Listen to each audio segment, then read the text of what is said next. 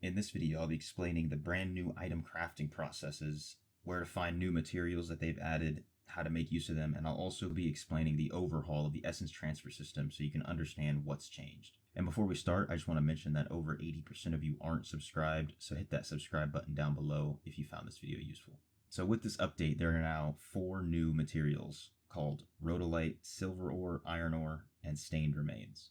Stained remains only come from elite monsters and in dungeons, but the others can also be found in Oblivion Pillars, Terror Rifts, and with the new event, Destruction's Call. Additionally, rhodolite, silver, and iron ore can all be found in these new ore veins that are around the world. You can find these in almost every area of the map in random spots. The best way I've found to search for these ores is to teleport to an open area of a map, then run around for about a minute or two, checking close by spots that are big enough to hold a vein. Another thing you can do is, if there are for some reason a lot of people searching in some areas, you can switch down to hell difficulty to get yourself empty maps. This will kind of refresh your area, and then you can even use this to farm the same map. Each time you find one, you'll receive up to 5 iron ore, and I want to say it's also up to 5 silver, but I've seen myself up to 3 silver ore. And there's also a chance at obtaining 1 rhodolite each time you find one of these ore veins. I spent a little bit of time this morning running around, and I was able to max out my materials very quickly. So it's something you can easily cap in one day, or just by doing a little bit every week. Rhodolite has a weekly cap of 6. Silver, iron ore, and stained remains have a weekly cap of 150. And so once you've accumulated these materials, we can start to craft some gear. All you have to do is come to Charcy in Westmarch, click the newly named item crafting. You can use iron ore and stained remains to craft gear.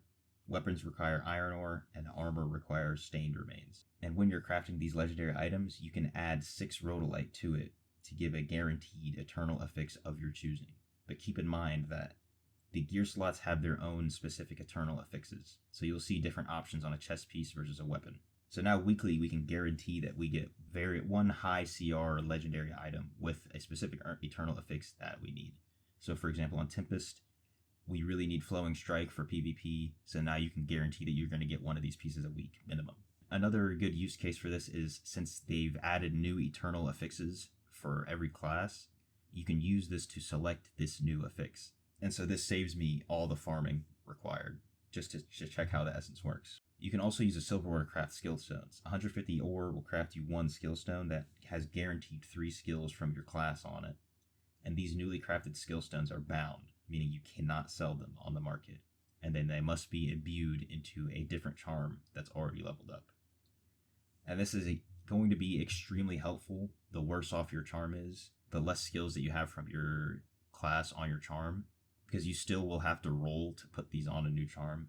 So it tapers off in usefulness the better of a charm you have.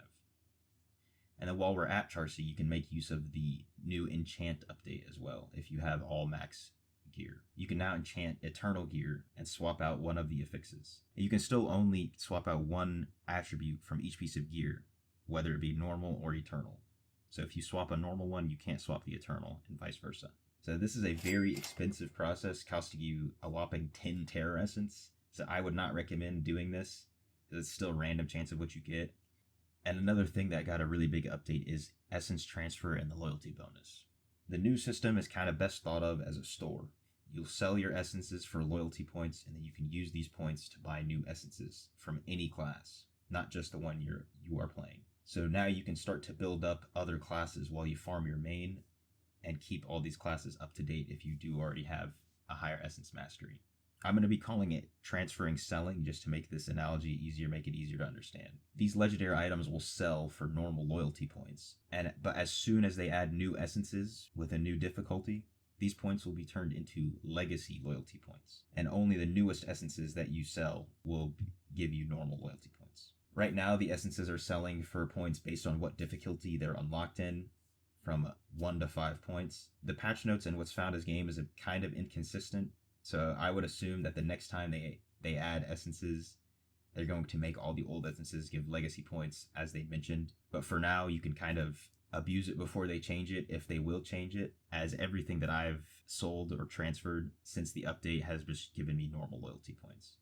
And then just like with set items, when you go to salvage them, you'll get an extra amount.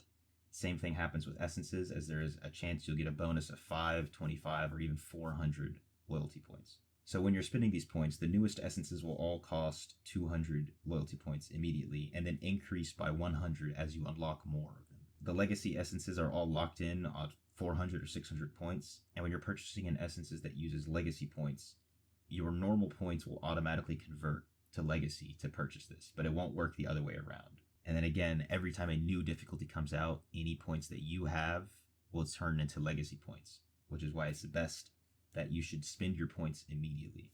And the reason you want to do this as soon as possible is because the next time that more essences will come out, your points are going to be devalued. So always try to buy the newest essences when you can. Alright, so that covers all of the item crafting related updates to the game. If you do have any questions, please leave a comment below. And if you enjoyed, then please leave a like and subscribe.